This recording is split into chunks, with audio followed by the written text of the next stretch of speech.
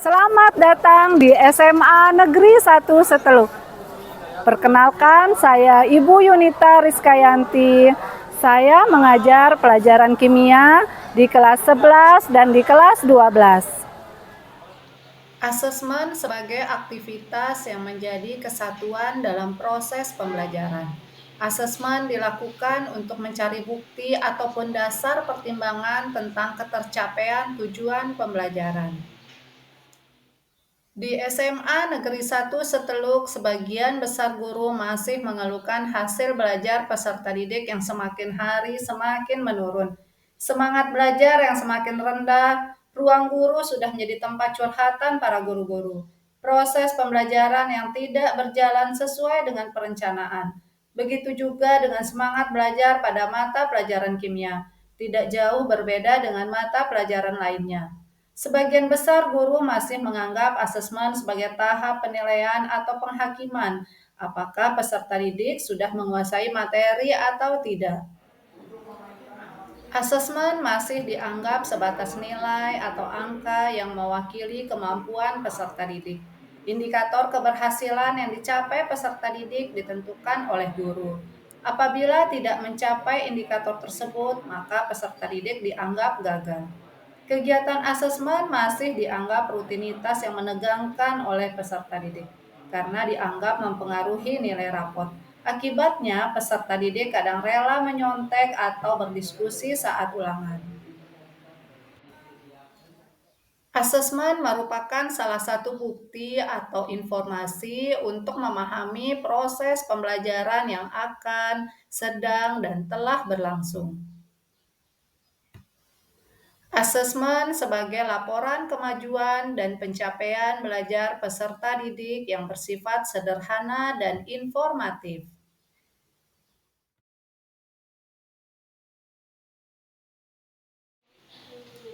Kegiatan pembelajaran diawali dengan tes diagnostik untuk mengetahui kesiapan belajar pada peserta didik. Setelah peserta didik selesai mengerjakan tes diagnostik, sekarang guru akan mengecek hasil kerja peserta didik, sehingga guru dapat mengelompokkan peserta didik sesuai dengan kebutuhan belajarnya. Guru juga melakukan analisa capaian pembelajaran, kemudian membuat tujuan pembelajaran, dan membuat indikator keberhasilan pembelajaran. Indikator keberhasilan pembelajaran terdapat 8 level.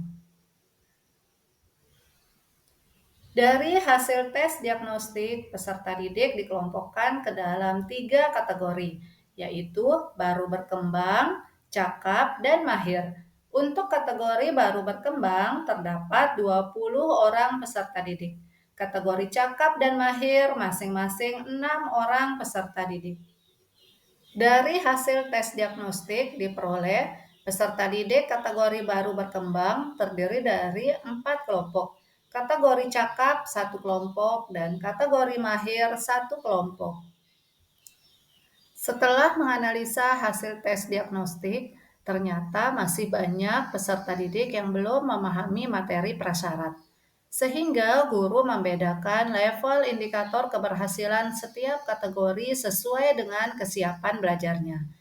Kategori baru berkembang, peserta didik dapat melakukan indikator level 1 sampai 5. Kategori cakap, peserta didik dapat melakukan indikator level 1 sampai 6. Kategori mahir, peserta didik dapat melakukan seluruh level indikator keberhasilan.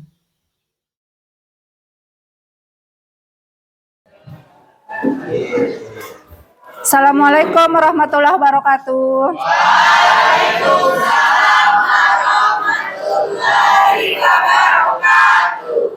Gimana kabarnya hari ini anak-anak?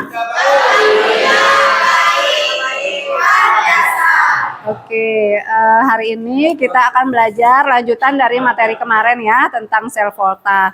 Sebelum belajar, mungkin ketua kelas berdoa dulu ya sebelum kita mulai pembelajaran. Duduk siap. Teman-teman, sebelum kita belajar, marilah kita berdoa.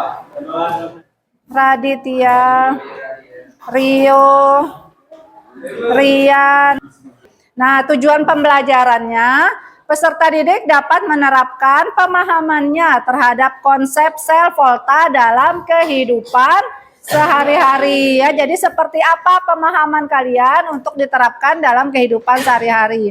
Profil pelajar Pancasila yang bisa kita lakukan dalam proses pembelajaran ini yang bisa diterapkan. Yang pertama adalah mandiri.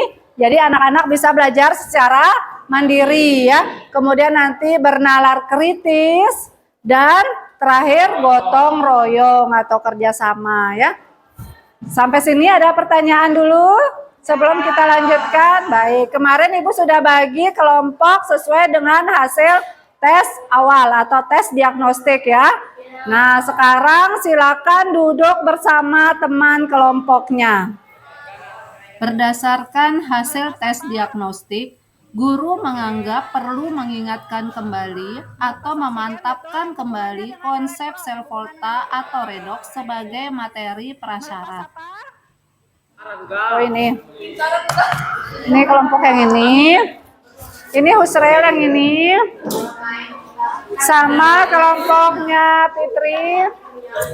4. Menemukan ide bahan, alat, jenis yang akan digunakan dalam pembuatan listrik dari bahan sehari-hari. Bisa enggak menemukan idenya nanti? Bisa. Level 3. Dapat merancang. Nah, kalau merancang berarti sudah ada alat, ada bahan, ada cara kerja membuat alatnya. Bisa enggak kalian merancang pembuatan pembangkit listrik dari bahan sehari-hari?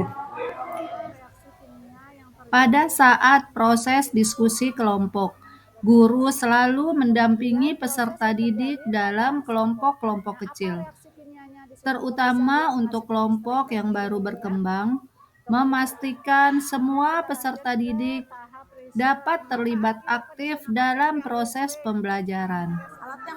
Alat dan bahan yang kami gunakan yaitu Guru mengecek hasil kerja tiap kelompok dan memberi bantuan terhadap kelompok-kelompok yang belum bisa menyelesaikan tantangan pada lembar kerjanya. Dan memastikan setiap langkah-langkah sudah benar dikerjakan. Hulu. Nah, kami menggunakan bahan sehari-hari yaitu belimbing hulu, di mana kami menggunakan belimbing hulu, kemudian ada koin atau tembaga. Di sini kami sudah merancang atau menggambar desain yang kami buat. Di sini ada rumah, miniatur rumah dari styrofoam, dan ini adalah tamannya. Oke, Fatih, silakan. Membuat tenaga listrik dari asam Jawa, air asam Jawa. Oke, ini dari bahan lokal kita ya. Setelah proses pembelajaran selesai, hasilnya semua kelompok dapat mencapai indikator keberhasilannya. Bahkan kelompok 3 yang kategori baru berkembang bisa mengerjakan sampai level 7 dan kelompok 5 yang kategori cakap bisa mengerjakan sampai level 8, sama dengan kelompok 6 yang kategori mahir. Sehingga tujuan pembelajaran pada materi sel volta ini tercapai.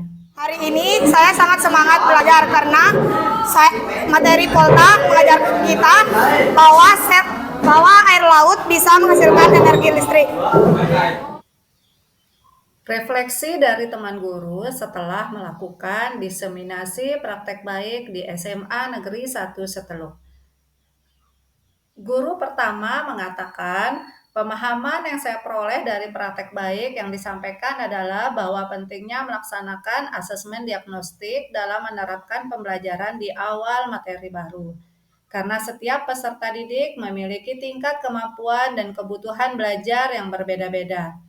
Kemudian refleksi dari guru kedua mengatakan, pemahaman baru yang diperoleh dari praktek baik tadi adalah bahwa asesmen itu bukan soal penilaian semata, akan tetapi juga tentang dukungan dalam pengambilan keputusan bersama di dalam proses pembelajaran. Asesmen juga merupakan pemandu dalam menyesuaikan strategi dalam pembelajaran.